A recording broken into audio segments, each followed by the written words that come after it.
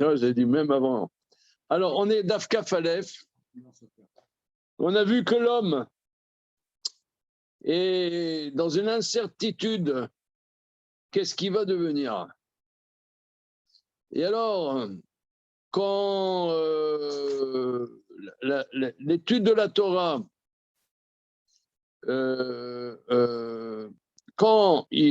enfin, ça veut dire, la femme là, la brave femme, qui explose pas tout de suite, quel est the route de la Torah. Mais quelle route de la Torah? Elle n'a pas la mitzvah, mais c'est le fait qu'elle encourage ses enfants à étudier la Torah et qu'elle attend son mari qui est allé au loin étudier la Torah. Alors, ils partagent fifeti. Oui. Milopalgan Badayu. Alors, là-dessus, on a dit que celui qui étudie la Torah, ça le protège des brigands, des pièges de l'existence. Parce que notre vie est pleine de pièges, à droite et à gauche. Non, pourquoi? Parce que je vais à Marseille tout à l'heure, alors il faut que je m'acclimate. Il faut prendre l'accent de Marseille. Alors, Nice, c'est au programme, mais ce n'est pas aujourd'hui. Le temps, il fait à Nice. Ouais, quel temps il fait à Nice? Ah, mais il fait soleil, un peu frais, mais soleil. Soleil. Oh là. À la place Blue Beach? Alors, je ne suis pas allé encore à la plage, mais c'est possible, hein, ça peut se faire. Non, mais elle est fraîche quand même, l'eau. Hein. Ah oui. Ouais, je crois qu'elle est vers 18 degrés. Ouais. Ouais. Bon, alors tout ça pour dire, on recentre, que l'homme est plein de pièges à droite et à gauche.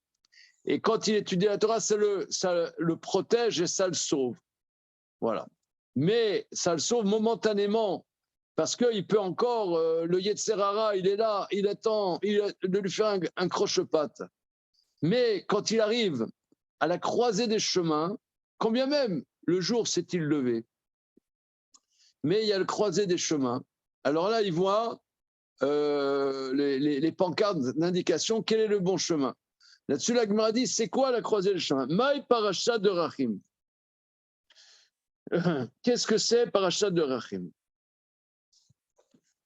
Le croisé des chemins où l'homme, finalement, il est arrivé, il ne sait pas qu'il est arrivé à bon port, mais au moins, il connaît la voie. Il sait la voie. Maï parashat de Rachim, c'est 1, 2, 3, 4, 5, 6, 7, 8, 9, 10e ligne avant la fin de la page. 10, tu vois, 5 plus 5. Maï parashat de Rachim, qu'est-ce que c'est la croisée des chemins? Amar Rav Chizda dit, Ze Talmid Chacham veyom amita. C'est le Talmid Chacham et le jour de la mort. Au jour de la mort. Le jour de la mort. Alors, regardons. Oui. Alors, on va regarder Rashi. C'est le Talmid Chacham, le jour de la mort. Quand il arrivait, moi ce que je comprends, le Talmid Chacham, donc il avait, si vous voulez, ce qui pouvait le préserver des pièges à droite et à gauche. Mais il arrive le jour de sa mort et il a toujours étudié jusqu'au jour de sa mort. Alors là, c'est bon, quoi. C'est bon. Alors, Rashi, la deuxième ligne large de Rashi.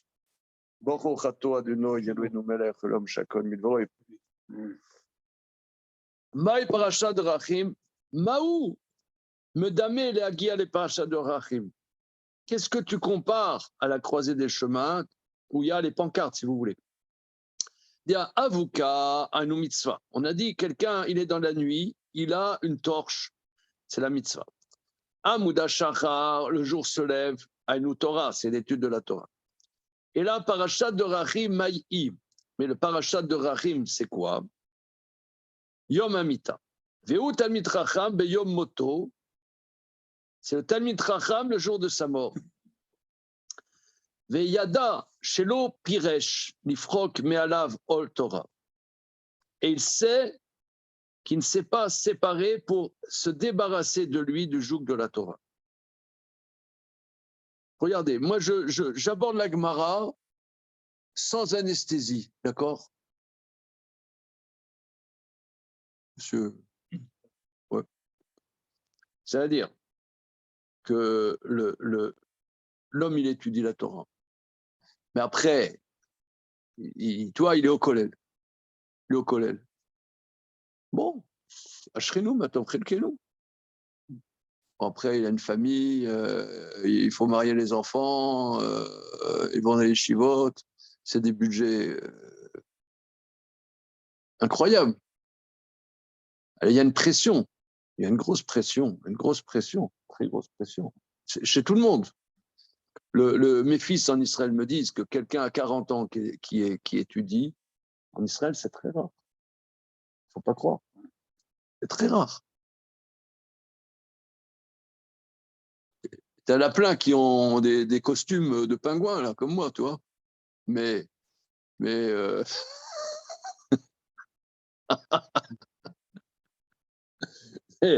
mais l'habit ne fait pas le moine. Alors, quelqu'un qui étudie, qui continue à étudier jusqu'au jour de sa mort,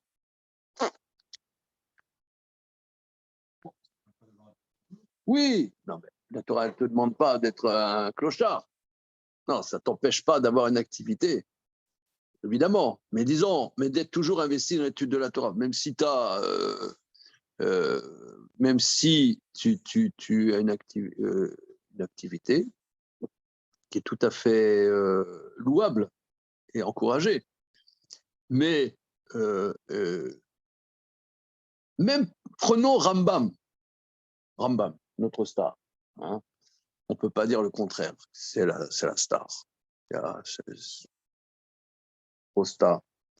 Il y a Rabbi Shmuel Imtibon, celui qui a traduit le Guide des Égarés en hébreu, qui a traduit une partie du Pirush HaMishnayot de Rambam en hébreu. Il était un Narbonne. Il était un Narbonne. Là-bas, tu vois, la pétanque et le rubis. Ouais. Alors,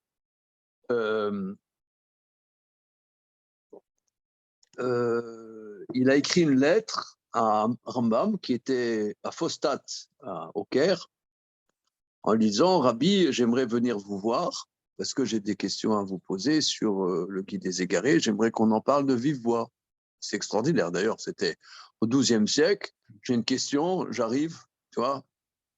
Hein, c'est extraordinaire. Rambam lui a écrit « Mon chéri », enfin à peu près, je résume, le chéri de mon cœur.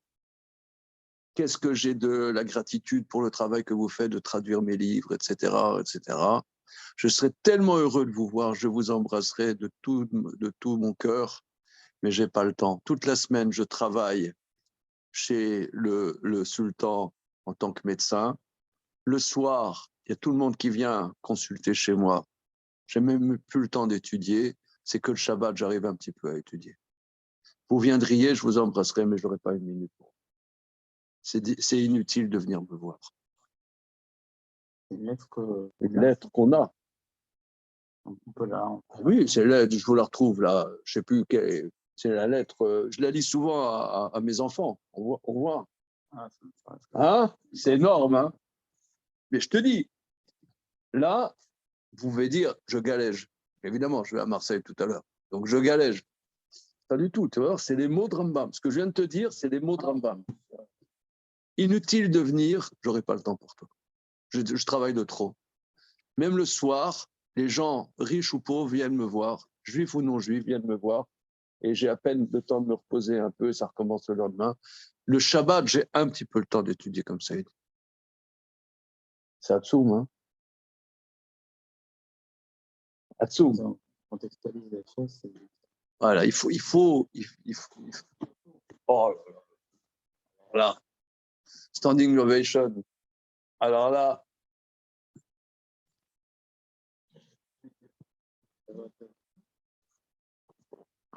tiens, entre parenthèses, Zevounet, jeudi, il a eu une fille. Voilà. Ça Zev. Zevounet. Ouais. Voilà. Et Cathy, elle est là-bas, justement, à la minute présente. Bon, tout ça pour dire, on est dans la Gemara Kafalef, dans Sota. Donc c'est énorme. Hein. On peut se réfléchir. Non, mais Rambam, c'est quand tu vois les lettres du Rambam, tu vois, il y en a, tu sais, qui veulent faire Rambam, genre universitaire, tu vois, avant la lettre, la synagogue et le rationalisme, tu vois. Si tu vois qu'il est dans la vie, machin, il est dans la réalité, quoi. Il fallait quand même s'asseoir quand même.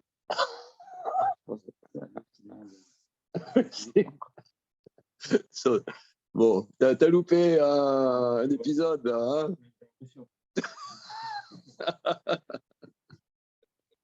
Alors, on y va. Alors, tout ça pour dire que qu'est-ce que c'est Parashat Drachim? On est la 10e ligne avant la fin de la page.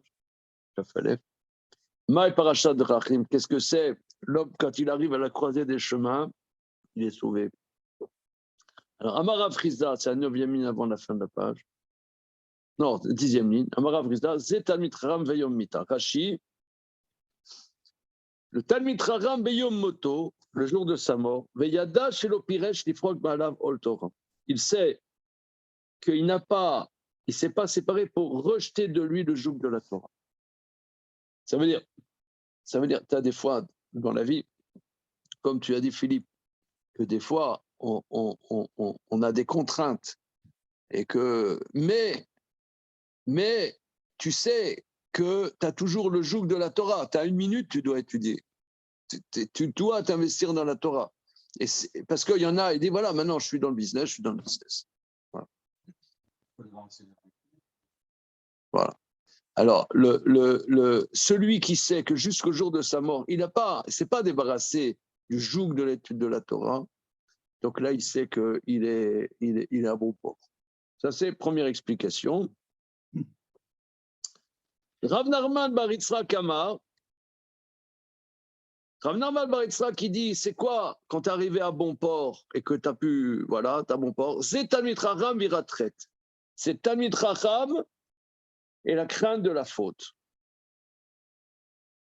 Rashi, iratret, zachal iratret, achar shezachal la Torah, nitzal mekulam. Shatorah melamdato divrei mitzvah vedivrei isur, umema sheutzar lifrosh, viratren mono melirdof acharei yetzro. Alors regardez, ça c'est très complexe.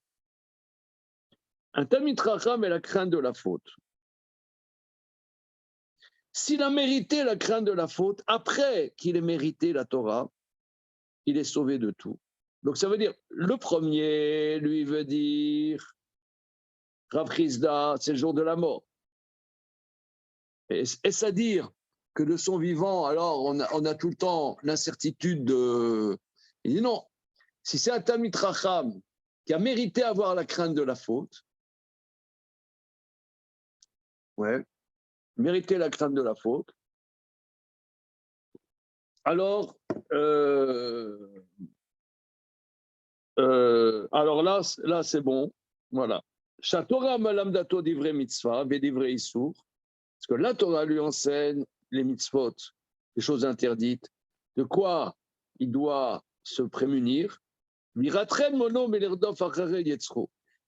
de la faute l'empêche de poursuivre ses pulsions.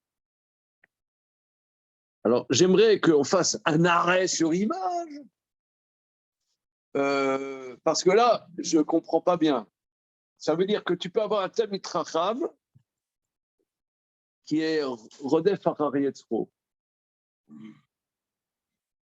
Et que c'est pas, ça veut dire, on dirait, tu peux être un Talmid Chacham, mais si tu n'as pas mérité, comment tu mérites? Je ne sais pas moi, tu vois, style, il y en a, ils jouent au loto, Et il y en a, ils perdent.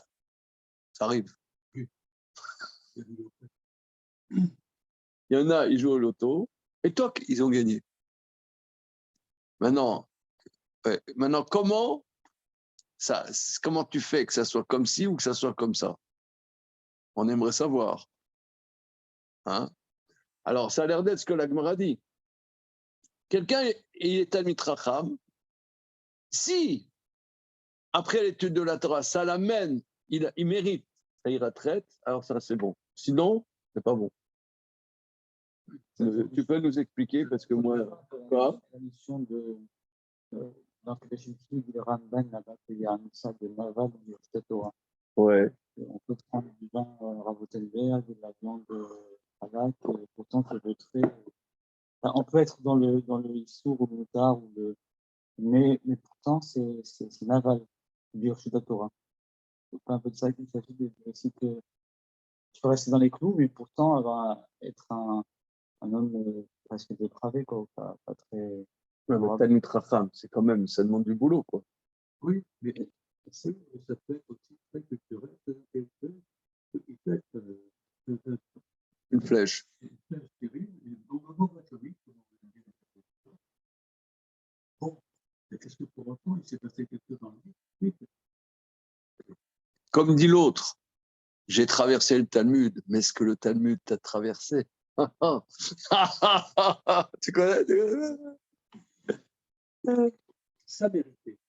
Parce que on donne une question à percevoir, mériter. Le mérite de ton étude que tu as intégré, c'était pourquoi? Comment c'est la peur de la doute qui est le premier degré, je crois. Le message des charrettes, il s'est souvenu. La crainte de la faute. Non, c'est un niveau élevé. Hein. Je ne sais pas, la crainte de la faute, ira traite. Ah, d'accord. On peut en regarder. Le premier ou le deuxième. Comment?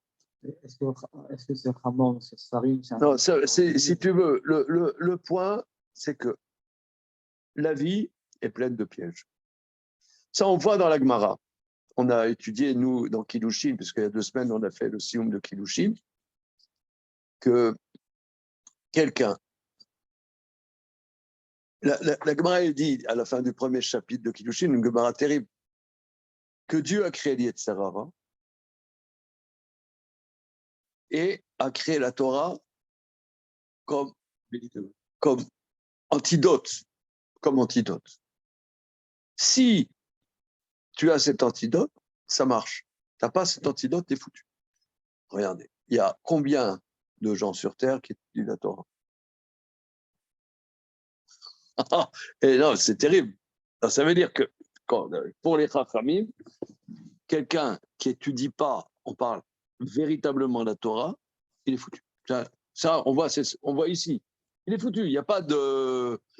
Il y a pas d'appel. C'est pas comme le couple Fillon là qui sont en appel. Il n'est pas dans l'actualité. Alors, le couple Balkany, tu vois, j'aime bien. Ils font appel, tu vois, ils sont condamnés à 10 ans de prison. Les mecs, ils font appel parce que. Mais Rav, c'est qui le Talmid Chacham qui n'a pas de crainte de la faute? Ça veut dire, le Talmid Chacham, normalement, c'est une appellation particulière. Tout le monde ne peut pas se dire Talmid Chacham. Donc, ta vie, elle est organisée autour de véritablement autour de l'étude. Donc, c'est quoi cette étude qui Voilà, évite, alors c'est ça, c'est très bien. La Gemara dit que Talmid Chacham ira traite. Ça veut dire que si un Talmid Chacham, il mérite la crainte de la faute, c'est bon. Et s'il ne mérite pas, l'étude de la Torah ne l'empêche pas d'être, comme dit Michael, un dépravé. C'est chaud quand même. C'est chaud. C'est chaud. Ouais. D'après ça, la Torah devrait pouvoir automatiquement déjà préparer les examens. C'est pas automatique.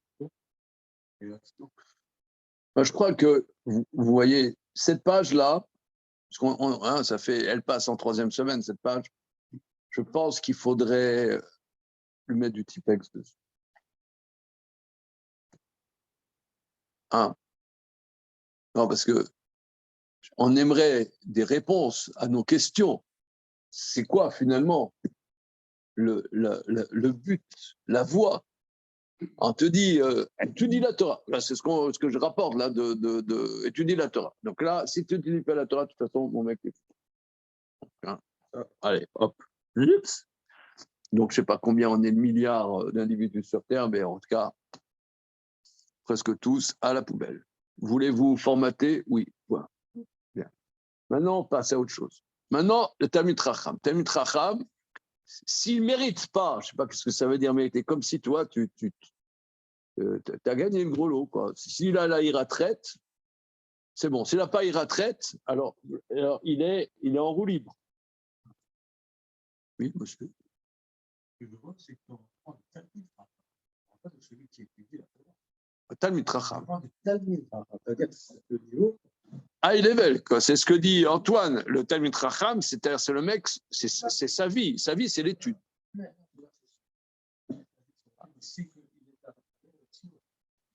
C'est pas celui qui étudie la Torah tous les jours, mais c'est laborieux, il fait ce qu'il peut, Ouais. il connaît ce qu'il connaît. Ouais, Talmid Chacham, c'est la sommité. C'est la sommité. Ça, c'est les gars qui donnent à l'or. Voilà, Talmid Chacham, c'est une sommité en Torah. S'il n'a pas. La iratraite. S'il n'a pas étudié, s'il ne s'est pas rentré, c'est pas dans son vécu, c'est pas dans intégré en termes de moussard, quelque sorte. Ouais. Ben, ces pulsions, elles sont à la porte, elles l'attendent.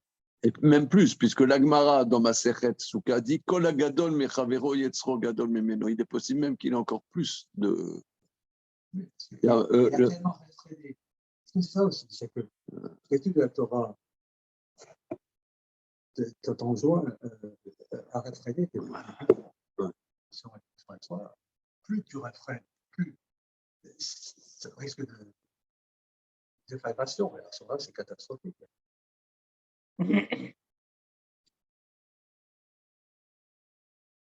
Bon, je sais pas expliquer. Juste une question. Comment? Je peux. Alors, c'est juste, est-ce que c'est pas une manière d'avertir aussi le Talmid Chacham, de lui dire attention, sois dans le monde. Ça veut dire d'être dans le monde, parce que cette Torah, elle est là aussi pour s'exprimer dans le monde. Et si tu restes peut-être dans une approche trop théorique, alors il va te manquer quelque chose. Oui. Mais je partage cette opinion. Si le Rodef a travaillé trop, c'est qu'il est en plein dans le monde, justement. C'est stylé. Oui. Le problème, c'est qu'il est vraiment dans le monde. Oui, mais il faut l'expérimenter un petit peu, non? Il peut être à l'épreuve, sans pourtant être dans le monde.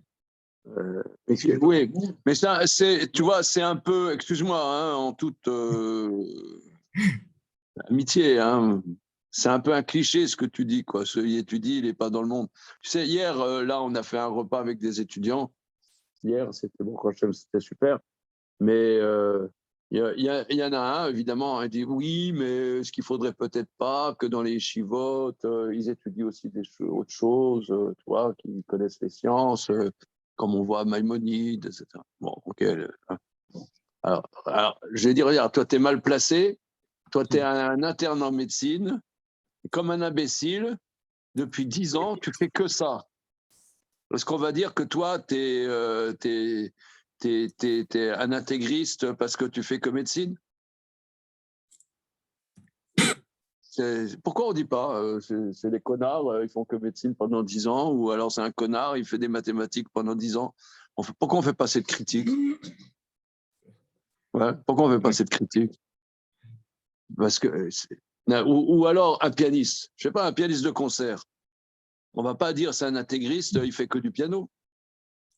Ou alors, je ne sais pas moi, voilà, comment il s'appelle, Djokovic, là, le mec à la raquette.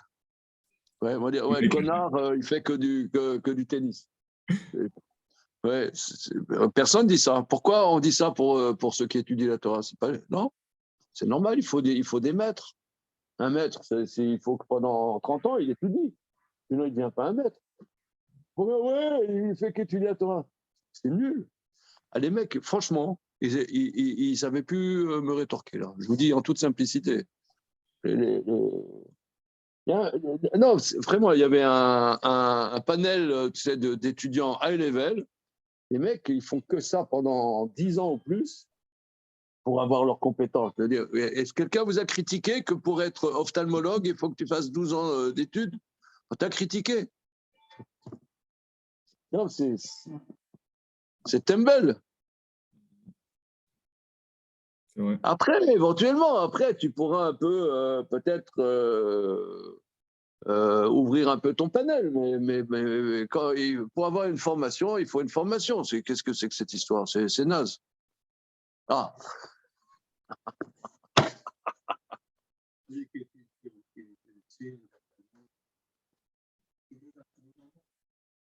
La réalité, et pourquoi l'étude de la Torah, c'est pas dans le monde? Moi, si c'est dans le monde, c'est dans le monde. Dans le monde, c'est dans le monde. C'est le monde. C'est le monde. Là, c'est bien. Ah, C'est le monde particulier. Si tu ne l'appliques pas dans le Ah, voilà. Donc là, je prends ce que dit Philippe Parizet, c'est très bien. Donc moi, j'ai donné un argument. Je comprends pas. Il y a un mec, ça veut dire, nous, on est un peuple, un petit peuple, d'accord? Pour que ce petit peuple, il puisse avoir une pérennité, il faut qu'il y ait une partie de ce peuple, peut-être pas tout le peuple, mais une partie, qui est investie dans sa tradition. S'il n'y a pas des gens qui sont experts dans la tradition, tu n'as plus de peuple. Et même à la limite, que même lorsque le peuple juif est en danger, il faut que cette étude de cette tradition continue, sinon on ne sait plus qu'est-ce qu'on a à défendre. C'est ce qui nous construit. Il n'y a pas des gens qui sont dans le jus, bah après on va croire qu'est-ce que c'est être juif, ouais, c'est manger du couscous boulette ou du gefilte fish, etc., ou je ne sais pas quoi, ou pleurer quand on écoute la tikva, point. Voilà, c'est ça être juif. Mais il faut bien des gens qui soient experts. Ok. Alors, pourquoi il y en a qui critiquent pas quelqu'un qui fait, moi je vois disons, mes élèves qui font interne, soit en médecin, soit en ceci, ou qui font mathématiques et machin, ils font que ça pendant des années, et personne ne leur dit rien. Et quelqu'un, il étudie la Torah des années, on dit oui, pourquoi il n'est pas dans le monde? Qu'est-ce que c'est que ces conneries? Toi, tu dis non, c'est pas la même chose. Pourquoi? ça ne s'empêche pas de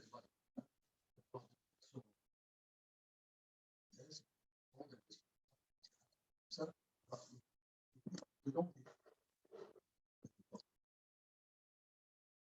Oui, d'accord. Il est de plein pied dans la vérité. Eh ben, quelqu'un qui étudie la Torah, à 22 ans, il se marie, à 30 ans, il a 4 gosses, il est aussi dans la vie. Je veux dire, il y a notre ami là, Damien, il devrait être là. Voilà, il a ses 2 gosses, ils ont de la fièvre, il doit changer les couches culottes, il est dans la vie. Je veux dire.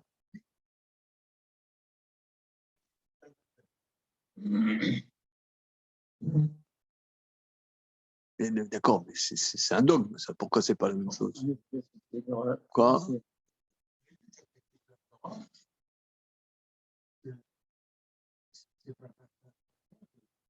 Exclusif. Tandis que l'étude de la médecine, ne sont pas des mondes exclusifs. Le monde où il y a tout dedans. C'est tout à la Torah. C'est médecine, hein. La tête dedans. Sortir. Ouais, d'accord, mais le mec, s'il veut une bonne note à l'internat,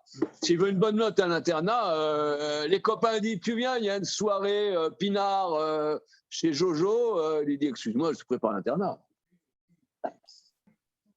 Non, mais c'est juste une question de valeur.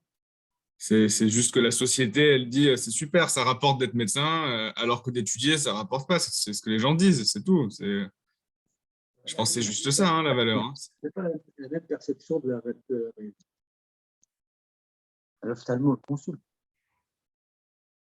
le dentiste, on consulte, ils savent ça. Il y a une perspective. Le Talmid Chacham, à la limite, s'ils avaient plus pignon sur rue et qu'ils devaient statuer les problèmes éthico-légaux selon la halakha et qu'ils étaient présents sur la scène pour gérer, d'après la halakha, avec envergure, les grands problèmes de société, on dirait moins ça. Ouais. Parce que Ouais. on n'a pas le. On les consulte pas assez. Comment? Ils sont consultés quand même. C'est pas bon niveau. Ouais. Non, mais disons, c'est pas facile à voir. Hein. Disons, moi, j'entends ce que toi tu dis. Je vais dire la chose suivante. Est-ce que c'est. Prenons par exemple, c'est vrai, le mec, par exemple, tu as le Feuge.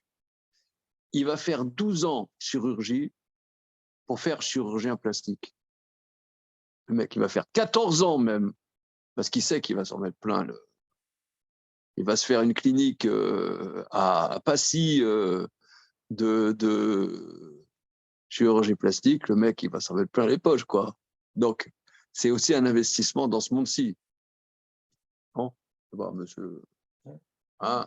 Donc, le mec, ça vaut le coup de bosser 15 ans, comme un dingue, et puis ensuite, avoir 3 cliniques, une sur la côte, une à Neuilly, une sur la côte et une autre, je ne sais pas où, à Miami. Le mec, bon, 15 ans, il a bossé comme un dingue, mais après, il y a retour sur investissement.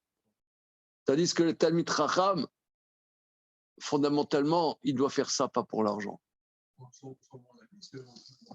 C'est quand même raide. C'est raide. Ça veut dire, le mec, il dit, voilà, prenons un exemple en Israël, dans un milieu de Torah. Quelle va être son ambition de plan de carrière? Au maximum, Magid Shiur à Hebron. C'est quoi au maximum? Le maximum, Magid Shiur à Hebron, il va recevoir 2 000 € par mois. Ça, c'est le maximum.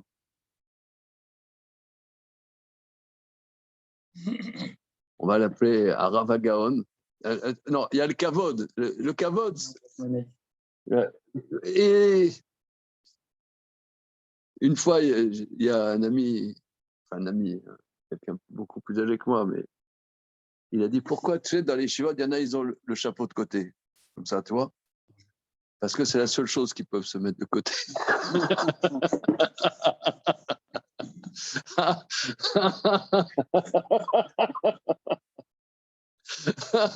Mais, donc, non, mais ce que toi tu dis, quoi?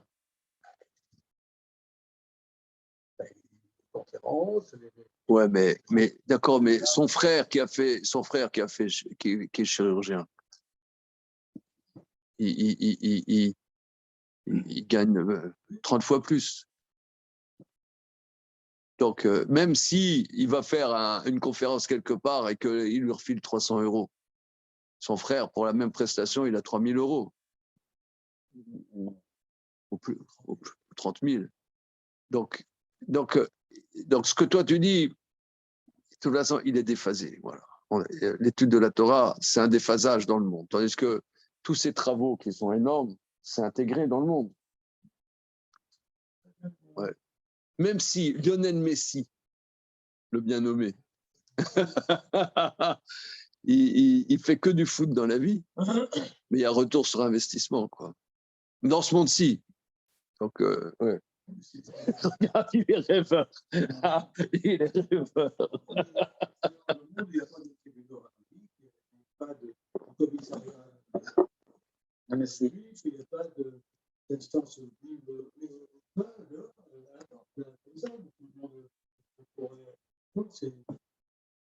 C'est soumis à la loi. Oui, bon. Je regarde scolaire tout le temps, mais moi, les lycéens, par exemple, en termes d'ambition, il y a une pression sociale énorme dans tous ces profils de métiers que vous dites qui sont reluisants. Mais si un Talmid Chacham passait dans les écoles Mais lambda, c'est pas avec les brachot et qui faisait une chakira et qui faisait une dracha be'amkut ou be'rama et que on en voyait souvent, eh bien, la jeunesse dans les écoles, je parle des écoles lambda, Torah, Lucien, Yavin, je ne parle pas des. Eh bien, elle serait épatée. Elle verrait qu'il y a du Homer. Ça, on ne les consulte pas, on ne les voit pas, on ne les entend pas. Ah oui. Et l'ambition, elle serait plus naturelle. On n'aurait pas à faire des choses de moussard sur des choses qu'on ne comprend pas. Pour les gosses, ce ne serait pas étranger presque. Voilà. Moi, enfin, en France, hein, voilà, moi, on est dans une période où ils m'appellent tous pour les rachis, ils m'appellent les talévis, pour passer à l'école, pour parler aux tamils, pour qu'ils puissent faire la méditation. Et ils vont venir, ils vont faire un chemin de moussard pendant un quart d'heure, parce que la Torah, c'est important, mais j'ai pas de. Hier soir qui m'a appelé pour passer cette semaine. Vous passez, mais moi, ça me prend d'abord du temps de l'humour. Et intervenir, mais faites une déracha Berama, quelque chose qui leur montre. Tu leur as dit ça? Oui, j'ai fait quelque chose Berama. Ils sont sur ma côte, c'est une fracture sur ma côte. Et mettez un peu de moussard si vous voulez, mais faites pas une déracha de l'humour, c'est important parce que c'est pas ça que je vais leur montrer. Et pas télé, je sais pas, faites quelque chose qui leur montre que.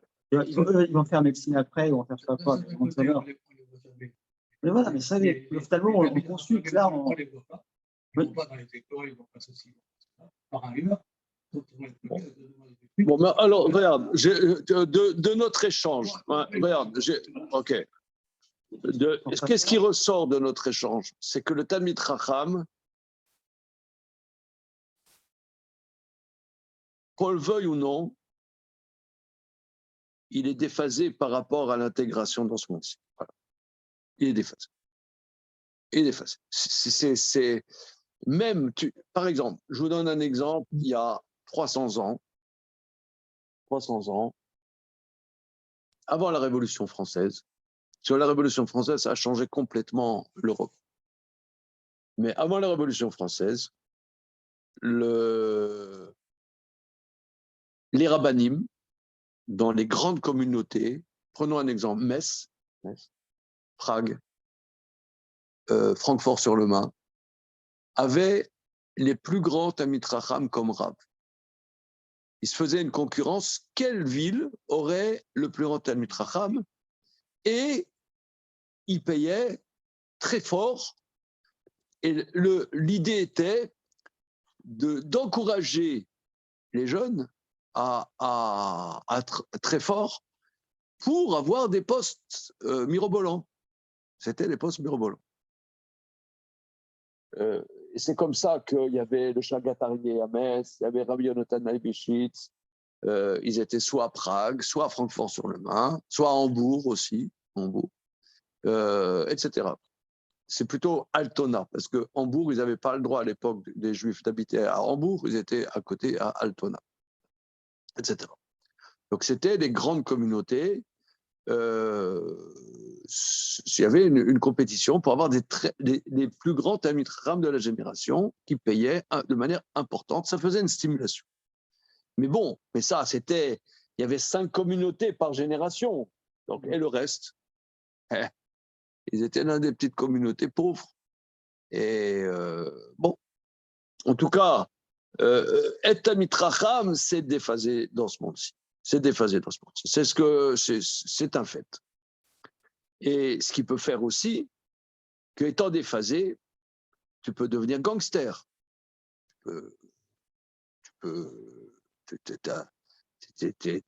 Comment tu vas t'en sortir dans la vie? Donc il y a un grand Yetzer Hara. Un Talmid Chacham.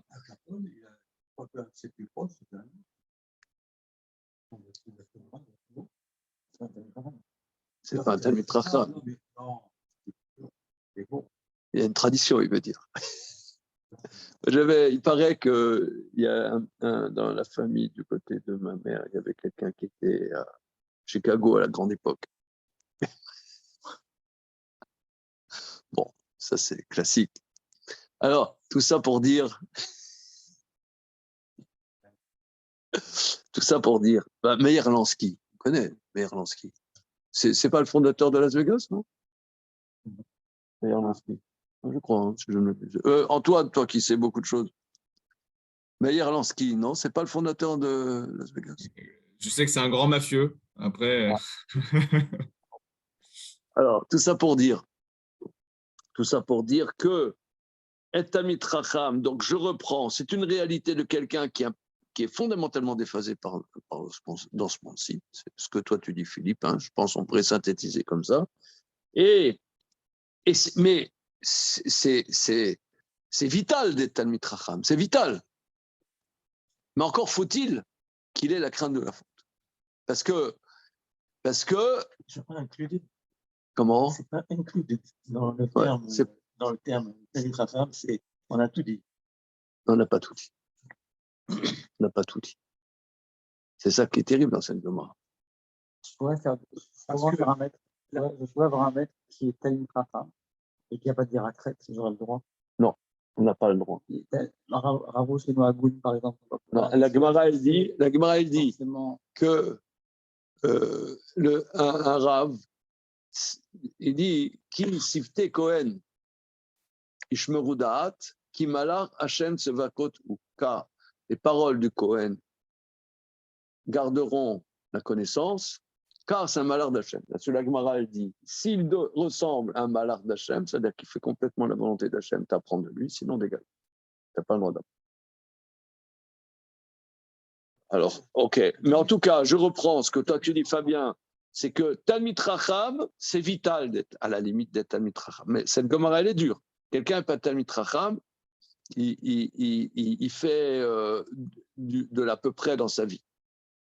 Donc, il faut savoir qu'est-ce que la Torah te demande et d'avoir le mérite d'être dans cette sainteté de l'étude de la Torah. Mais ce n'est pas inclusive d'avoir la crainte de la faute. C'est un mérite particulier. La faute. Donc, la Torah, c'est un mot. La Bijou, c'est un mot. La faute te ramène dans l'autre monde. Le monde, Oui. c'est une bascule. C'est les gonzesses, c'est l'argent, c'est le pouvoir, c'est donc le monde trivial. Il bascule complètement dans le monde trivial. Donc il faut absolument que l'étude de la Torah.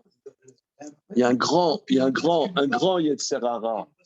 Un grand Yetzerara dans les Talmidei Chachamim, Hashem Yirachem, que Hashem nous sauve. C'est la politique. C'est. Ouais. On continue. Ouais. Torah Tavin, c'est quoi cette Torah Tavin? Tavin de quoi? Je ne sais pas. Alors on y va. Maintenant, il y a une troisième option. Morzoutra Amar, troisième option. Qu'est-ce que c'est la paracha de Rachim où là, il sait que, bon, maintenant il peut commencer à respirer. Zetal mitracham, des salka les shmatata libad el cheta. C'est un talmid chacham dont son enseignement correspond à la halakha. Alors, regardons Rashi. Les salka les shmatata libad el cheta. Que sort son enseignement selon la halakha. Arika Amar. Comme ça, il faut lire la Gemara. Allah Amud HaShachar, si le jour se lève, Nitzol Minachaya, il est sauvé des Betsova. Zacha la Torah, si il a eu le mérite de la Torah, Nitzol Meyetzerara Minachet. Il a mérité la Torah, il est sauvé du Yetzerara et de la faute, celui qui a mérité la Torah. Vadaim, Eno Yodea Bezo Derer Maalech. Mais il ne sait pas dans quel chemin il va aller. Imiske, Shisayu Minashamaim Nitkabed Varav Ben Chaverav, Leorot Kalacha, Kemishpat. Igia le Pesha de Chem, Klomar Zacha le Kan Nitzol Mekulam. Ça veut dire, tu vois, quand quelqu'un il étudie la Torah,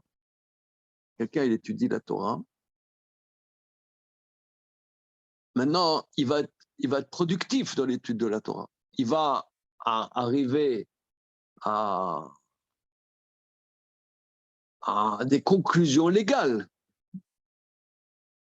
Mais tu peux avoir quelqu'un, ses conclusions légales ne sont pas acceptés par ses pairs. C'est pour ça, il faut une aide du ciel parce que moi, je reprends ce que toi, tu as dit, Philippe, c'est très intéressant, que l'étude de la Torah, c'est un monde qui n'est pas ce monde-ci. C'est intégrer à l'intérieur de ce monde-ci quelque chose qui n'est pas de ce monde-ci, qui est la Torah. On dit que la Torah, elle était créée avant le monde. C'est Dieu a regardé la Torah et a créé le monde. C'est deux mondes différents. Maintenant, peut-être que ce monde, il tient sur la Torah, mais ce n'est pas la même chose. Tu n'as pas le droit. Quelqu'un, il donne un cours de tennis, il va se faire payer un tarif. Quelqu'un, il donne un cours d'anglais, un cours d'anglais. Il donne un cours de Talmud.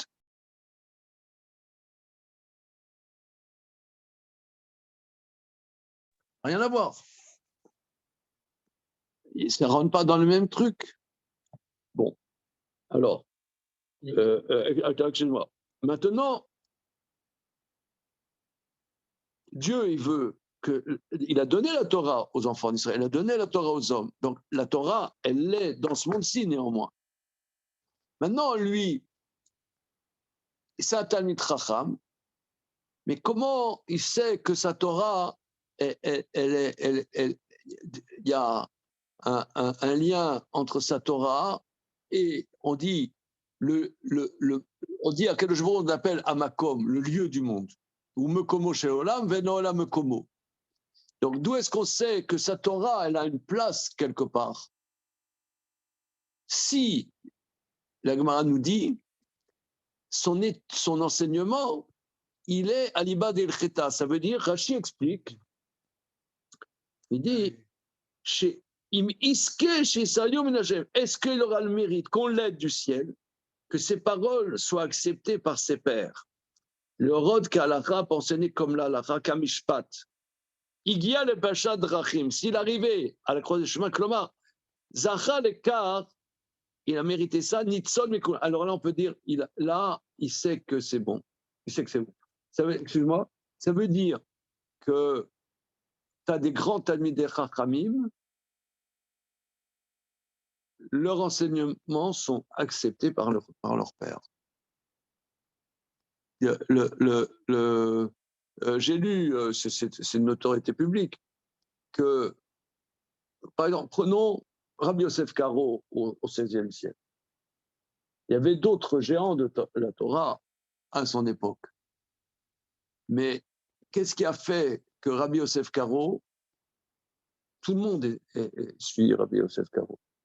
Ça veut dire, tu ne peux pas étudier sans passer par Rabbi Yosef Karo. Peut-être aujourd'hui, on est 500 ans après ou 450 ans après, la halakha, elle a bougé, mais tu ne peux pas ne pas passer par Rabbi Yosef Karo. J'ai vu qu'il y avait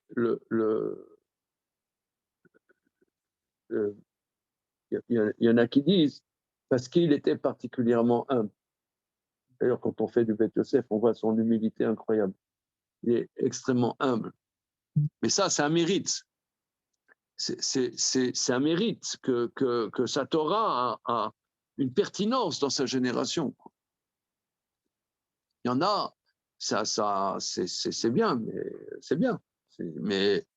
Mais c'est pas. Voilà. On l'aide du ciel. Il y a une intimité entre son enseignement et Akadosh Baruch Hu qui fait que sa Torah, elle est pertinente parmi ses pairs. Voilà.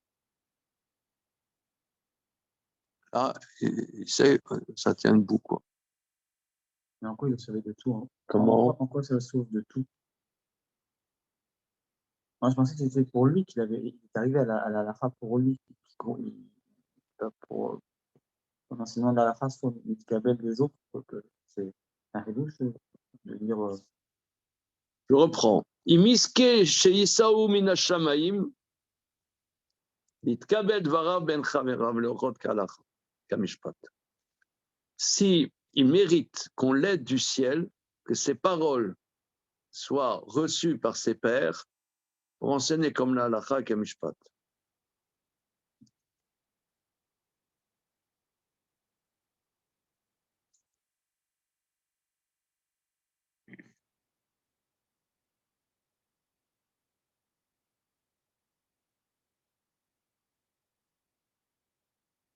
Voilà, c'est hyper élitiste. Hein, ça, c'est,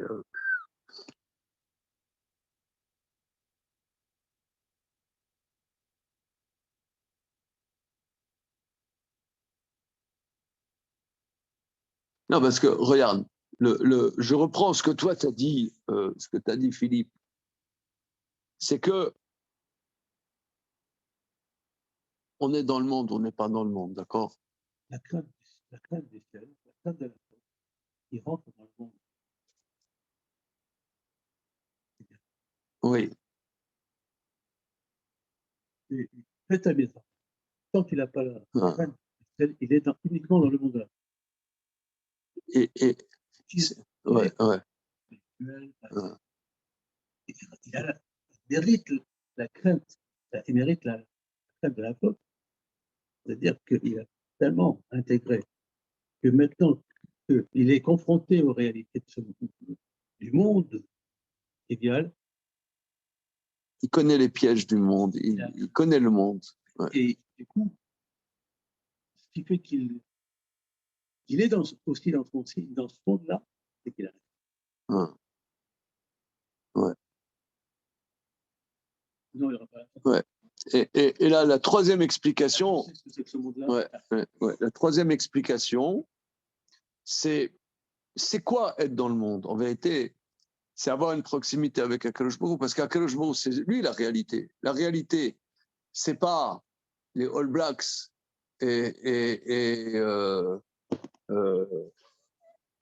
le rugby. Ça fait partie du monde. Mais la réalité du monde, c'est Akadosh Baruch Hu, c'est Hachem. C'est lui la réalité. C'est la réalité.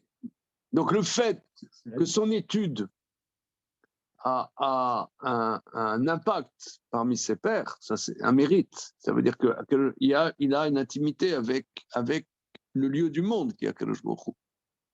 Là, il y a une intimité. Là, il y a la crainte de la faute. C'est-à-dire, c'est ce que toi tu dis. La crainte de la faute, c'est la jointure, comment la Torah s'insère dans la réalité du monde. Et là, voilà. Le monde, c'est que comment tu peux les écueils, les marins. C'est ça qui fait que tu es capable d'évoluer dans ce pouvoir. Voilà.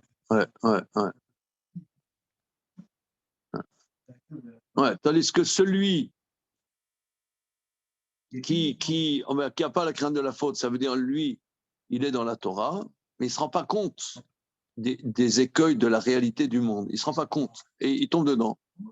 Il ne se rend pas compte des écueils. Donc là, il tombe dedans.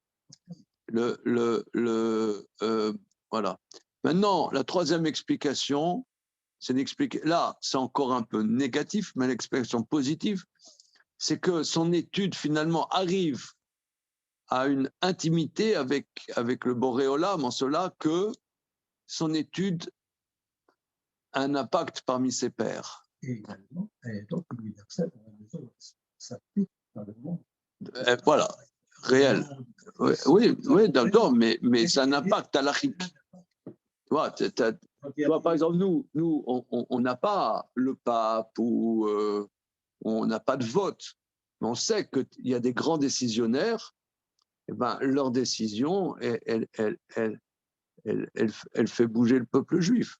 Comme tu as eu, je ne sais pas, Obadiah Yosef, Rav Eliashiv, Rav Feinstein, le Chazonish, oui, le Chazonish a eu un gros impact, un très gros impact. Maintenant, ses conclusions ne sont pas toujours acceptées.